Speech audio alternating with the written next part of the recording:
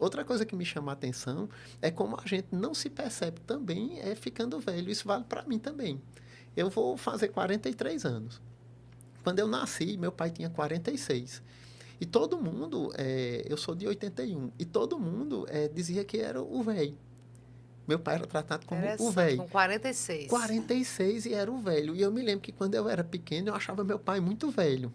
Eu achava meu pai muito velho. No entanto, você é jovem, com 40 e Exatamente. Eu 41, né? digo 40, vou fazer 43. Então eu 43. digo, rapaz, estou prestes a fazer 43 e eu ainda estou me sentindo mais ou menos com 18, né? Ou seja, até a gente, né, tem essa visão Mas é verdade. A minha avó, com 65 anos, eu lembro que ela era uma velhinha. Né? Uma velhinha, assim, com cabelinho branco, né? Corcunda, andando, assim, de maneira bem arrastada. Então, assim, isso o quê? Final dos anos 80, aliás, final dos anos 70.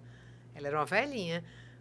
Eu conheço mulheres hoje com 70 anos, né? Com 75 até, que são super bem conservadas no sentido de elas se cuidam e elas não aparentam ter essa idade, embora tenham essa idade. Né? Então fica esse conflito, não aparentar e ser. Tá me entendendo? Sim, É meio sim. louco, né, Abimar? É Esse complexo, modelo. não é simples, não. Porque vem o preconceito, né? Ex- Que se você é o que você é, as pessoas, nossa, mas você tá tão jovem para sua idade. É tarismo. Exatamente. Lá na clínica, eu sempre converso muito com meus pacientes e, às vezes, eles têm essa questão. Muitos pacientes vão à clínica porque, por exemplo, querem tomar hormônio para ficar como era há 20 anos. Não, Sim. eu queria ficar igual quando eu era adolescente. Eu queria ficar um menino. Normalmente as queixas são sexuais. Ah, é, né? E aí eu vou e pego esses pacientes, e é engraçado Vamos falar porque... disso depois, essas queixas sexuais, Sim, porque sim, é uma área que assim, levanta muitos preconceitos também.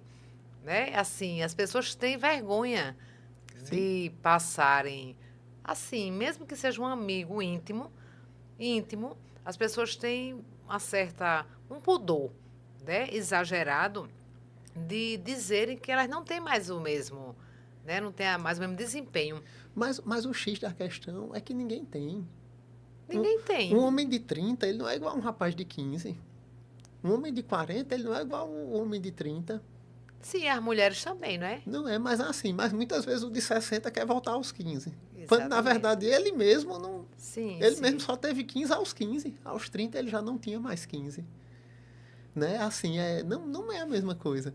Né? E assim, aí existem também as questões psicológicas, sociais, domiciliares, Totalmente, né? totalmente. Mas é difícil, né? Você explicar e convencer de que nem Por sempre isso, felizmente, é importante, né? Porque a gente trabalha as questões ligadas à saúde mental, agregando a todas as demais disciplinas, para que as pessoas entendam que a forma delas pensarem sobre si mesmas e sobre o mundo pode fazer a diferença.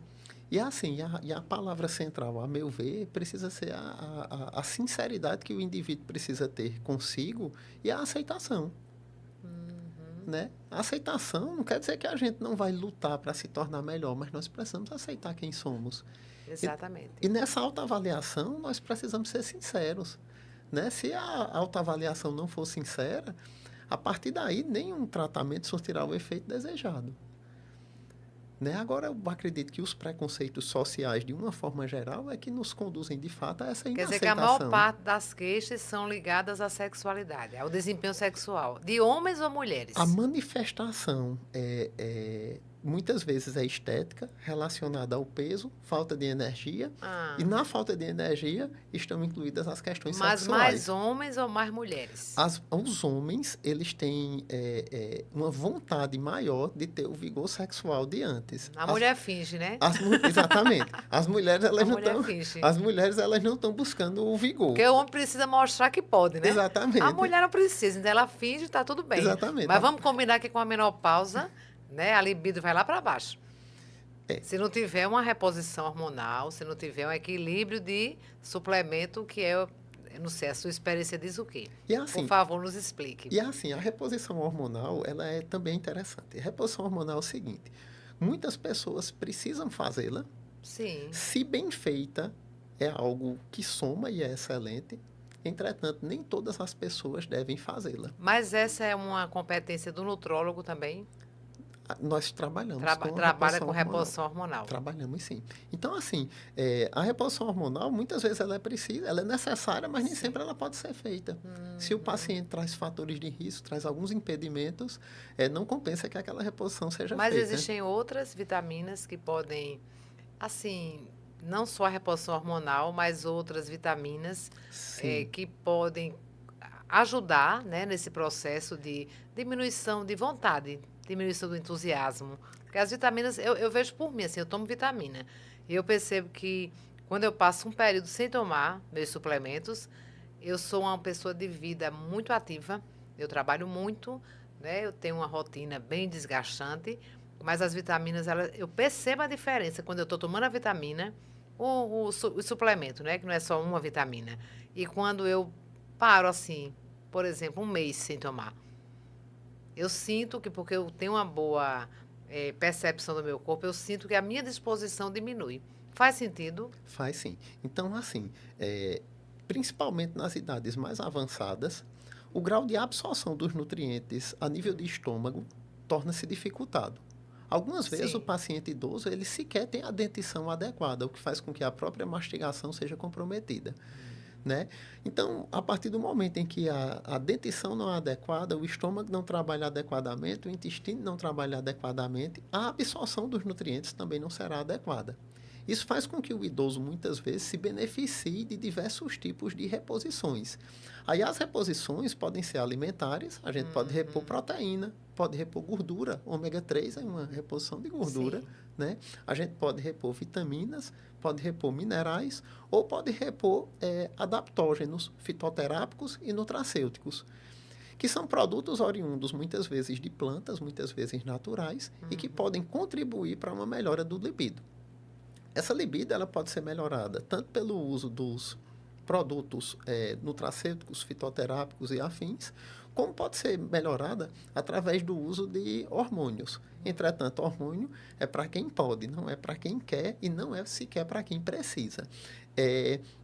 E algumas vezes as respostas são mais simples. Os tratamentos precisam ser individualizados. Então, por exemplo, às vezes a gente tem uma paciente que queixa-se de questões relacionadas à lubrificação íntima.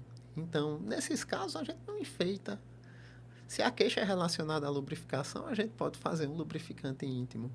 Quando eu opto, por exemplo, por lubrificantes íntimos, aí eu coloco algumas coisinhas secretas, que na verdade são coisas simples. Segredos. Mas por exemplo, a gente coloca dentro dos lubrificantes arginina.